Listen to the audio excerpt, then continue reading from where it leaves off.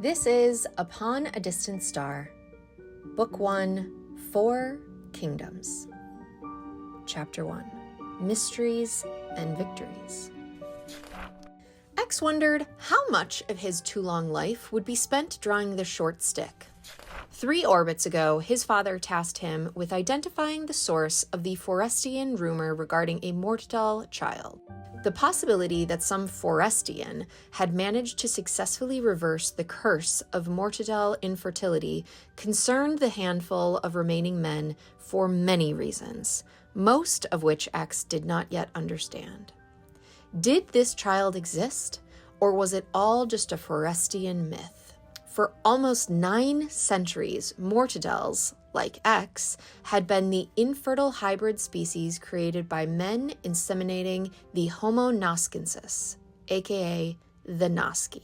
When X found Lucas, a temperamental philosophy professor turned amateur geneticist who claimed to be the mastermind behind the Mortadel birth, X saw his ticket to finally winning the one thing he'd spent 8 decades looking for: his father's respect. With triumph, X had brought Lucas to the Isle of the Gods to recreate the achievement and to provide Lucas with the full, powerful resources of the Isle. Yet, with every one of Lucas's failed experiments, X worried that his flickering hope to one day impress his father might be one breath away from being snuffed out. After 3 orbits of Lucas being unable to replicate his success, X's father, Abraham, and the rest of the oracles were losing their patience with X and his delicate genius. "Don't come back without answers," Ephraim had barked.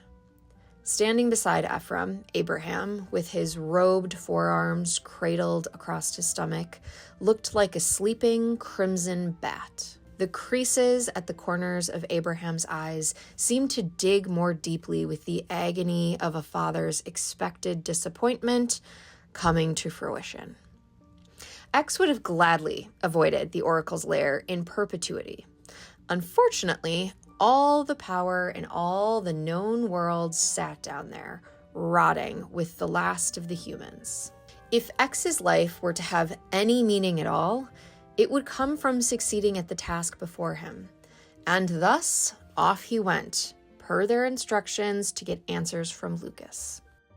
Standing at Lucas's front door, the threads of X's turtleneck gripped his throat like bony fingers. His Mortadel uniform, the government-issued black pants, shoes, and turtleneck, had imprisoned him since his first memory. Mortadels always wore black. It reminded everyone that Mortadels were different, reminded everyone that a life without children could only be bleak and dark, a reminder that a Mortadel life, well lived, was one where they served those who could perpetuate sentient life. Perhaps, if this rumor turned out to be true, X could finally wear another color, although black did suit him. And if the uniform changed, would anything change with his banner? Looking at his arm, he hoped not. He'd earned those 3 red stripes and the reputation that came with them. When he had selected his profession as a translator, they put 1 red stripe on his arm. It signaled "in training." The 2nd stripe joined when he'd graduated university. "Unproven" became his badge.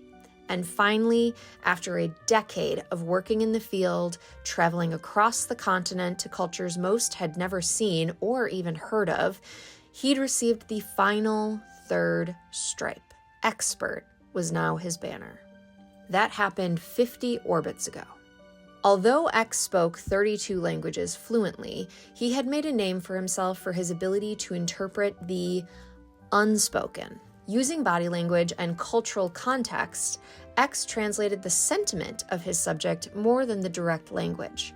A mother in the most remote reaches of Constantine Forest, having never seen a Mortadel, might have said "Jonap" in greeting as she moved her son behind her skirts, but she meant, "Take another step toward us, stranger, and you die."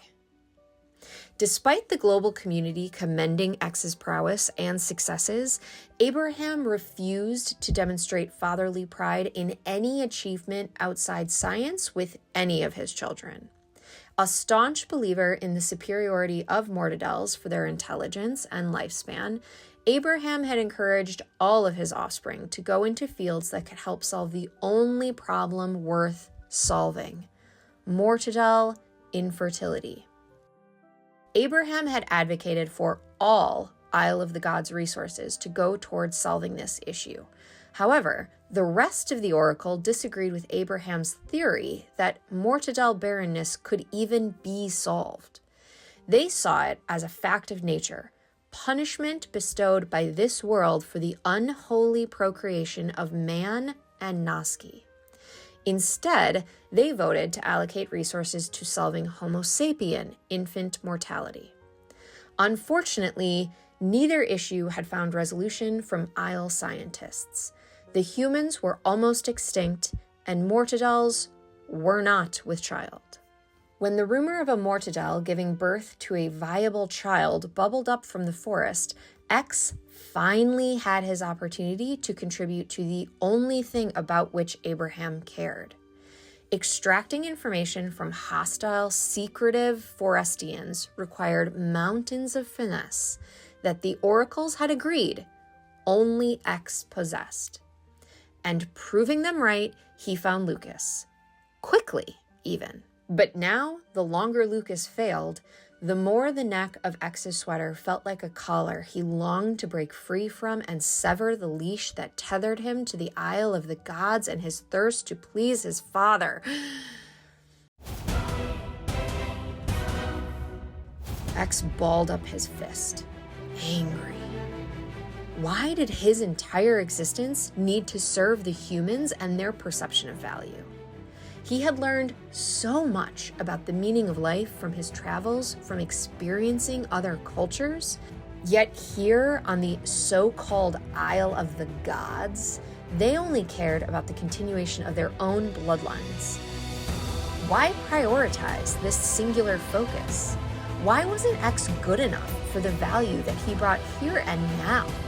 It made him angry. It made him want to turn and head west. It made him raise his fist and give the door 3 thuds. Isabel of Elixir Forest, daughter of Barak the 18th, answered. Dressed in the classic fashion, rarely worn anymore, her hoop skirt cinched at her small waist and belled down to her mid-calf. Her shirt, a more modern and revealing style, featured a low cowl neckline exposing just the top of her cleavage. It dared X to imagine what would be revealed if she were to bow in front of him. Mr. X? Isabel greeted him with a closed-mouth smile that reminded him of the weasels that he'd seen in the forest of Isabel's homeland. These weasels engaged in sport killing, a gruesome act of killing more prey than they could eat. X stood in front of Isabel, looking delicious. "Grand to see you, Isabel," said X in polite but inauthentic reply. In truth, Isabel made X uneasy. The combination of her beauty, her hatred of mortadels, and her oddly close relationship, almost like that of a twin with her brother, didn't add up. "If only you rang for me," she flirted. "But something tells me it's my brilliant brother you're after." "Fine instincts. Is he receiving?" "Not routinely, but for you." Her coy tone paired with looking him up and down and up and down again. "In exception fits. Come." X stepped past her, catching a whiff of her perfume, red moss of her forest mixed with something he couldn't quite put his finger on. Floating on the back of her scent, he followed her into their study. A classic Isle study in their classic Isle house, bookshelves flanked floor-to-ceiling windows. The only interruption sat on the eastern wall, a grand fireplace with a dying fire. In front of that fire, another dying fire sat. On a leather couch he must have brought with him from the forest, Lucas sat, a heavy fur blanket about him. X maneuvered to the furthest shelf, planting himself in the corner like a statue meant to observe. "Brother, our dear patron X has called on us," Isabel said in soft, encouraging tones while gesturing in X's direction. "Good of you to make the journey, X," Lucas said, his voice frail and cracking. "Do the rest fear retrieving the answer they seek?" he added, alluding to no diminished flame on his biting, pompous tongue. "Fear? No," X replied definitively, as was his nature. "Yet," Lucas began before turning his face to square his eyes with X's. "Only you knock." Looking at Lucas's face in portrait, X saddened. The barely noticeable wisps of gray ducking and weaving between Lucas's dark curls at the back of his head became strips of white curls around his face. His sunken eyes, while still flickering with hints of energy, were markedly dimmer, dark moons sinking into a black sea. X could never get used to seeing how rapidly the Neogenis aged. Mortadels aged at less than half the rate of Neogenis. An old Neogenis would live about 80 orbits, whereas an average lifespan for a mortadel was 2 centuries. These both paled in comparison to humans who could live for 3 centuries. Hence why, when humans first came to the planet, they were thought to be gods. Returning to X in Lucas's study, he appeared exactly as he had for decades. No new wrinkles, no gray hairs. His black hair remained black, falling in light waves around his face and flailing out just past the bottom of his ears. Long hair, his father had called it. And of course, X's mark of the beast, his violet eyes danced with keen observation, not even close to their sunset. "Would you draft me some leaves, Isabel?" X asked. "You want rid of me?" she guessed correctly. X lazily turned his chin toward her, his eyelids just barely wider than his pupils, as he did when he wanted to wordlessly communicate indifference. Isabel turned, her skirt swishing just enough that her entire calf came into X's view. X rarely found himself devoid of female companionship, but something about the forbiddance of Isabel did make every inch she exposed of herself more tantalizing to him. Paying this whole scene no mind, Lucas's gaze had returned to the fire. "Another log?" X asked. "Please," Lucas replied. The 2 males, Lucas unmoved in his seat, and X leaning his average, medium build against the hearth, watched the flames. Universal truths are a funny thing. Who amongst us doesn't love gazing into a fire? Isabel returned with the cups, pot, and leaves, setting the tray on the floor in front of the fire and performing the leaves ritual. Her hands danced from container to container, the fire creating shadows and yellow reflections on the glimmering vessels. "You'll join me?" she asked X, motioning to the floor. "I'll stand," he countered. Isabel narrowed her eyes, cocked her head, allowed her lips to just ever so slightly separate while she decided how to respond. Once she'd decided, she stood, straightened her skirt, bent at the waist as to allow her loose top to form a wide berth around her cleavage, positioned precariously parallel to a certain set of violet eyes. Picking up her brother's cup, as she erected her spine, one vertebra at a time, her gaze locked onto X. Then, turning tenderly toward her brother, she bent down to deliver his drink to the stand at his knee, which also held his spectacles, a notebook, and pencil. She wiped the white curls away from his forehead, kissed him, and said, "Brother, my bedroom beckons me to alleviate its loneliness. I'm sure when you're through with him..." She stood upright again, glaring in X's direction but refusing to face him. Mr. X can retrace his steps to leave. X waited until he had heard the door to her bedroom slam, making sure no footsteps decided to return before widening his eyes and sighing with a nod. He stooped to retrieve his drink and placed it on the mantel. Lucas had remained unmoved. When the steam had ceased rising from his cup, he grabbed it with both shaky hands and brought it to his mouth for a drink. Closing his eyes and smiling, He licked the top of his lip to savor the leaves which clung to the stubble of his unshaven face. Of all my blessings, a sister with a hand for leaves is among my finest. With the ice now broken, X jumped in. You owe me a research update. Come now, X.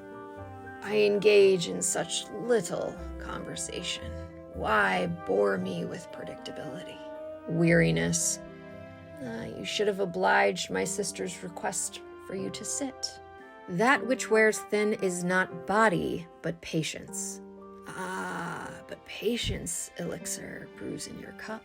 X sipped the liquid slowly, letting it bite along his tongue to the back of his throat, where upon swallowing, its impact became almost immediate. Relaxation was indeed his, of mind and body. Lucas, he had it right. Isabel had a hand for leaves, and X allowed his mind to wander, to wonder what other uses he might find for her hands. Are you any closer to an answer? X returned to his purpose. Each moment that passes brings us closer to each conclusion. Lazily sipping on his leaves again, X licked his bottom lip and said flatly, "You have 15 turns to show progress. If you do not satisfy this requirement to the standard of the oracles, your arrangement will expire." Finishing the last of his liquid patience, X reiterated, "Patience wanes. Yet, like a celestial body, it will return." X could see he would achieve nothing by staying.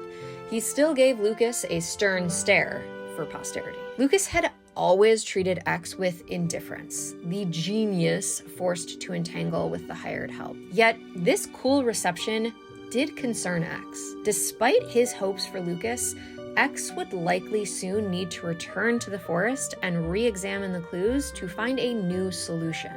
"I'll let myself out," X concluded. "Farewell, X." As his torso crossed over the threshold, the last runner over the finish line, X's mind slipped back into old habits, a desire to return to something that would feel good. Through the winding streets of Lowtown, the not-so-fashionable title of Lucas's neighborhood, X walked, unnoticed by those he passed. It had been about a decade since he'd wandered these streets. Nothing had changed, as the oracles commanded. It made navigation to the boat landing all the easier, and for that, he applauded their fondness for convention. At the shabby ticket booth, the first deviation from tradition appeared. A young Morta, no older than 2 decades, stood taking coins for the journey. "One for Trader's Island," X said, sliding 2 trads his way. "Get in line, leave in 5, the boy said, not looking at X, likely hiding his own violets. X shuffled into his appropriate line for Neogenis and Morta. No humans had crossed onto Trader's Island for many moons.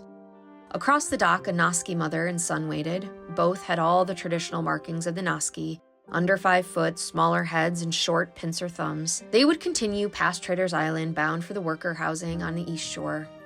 X sympathized with the young boy whose life would follow a pathetic path.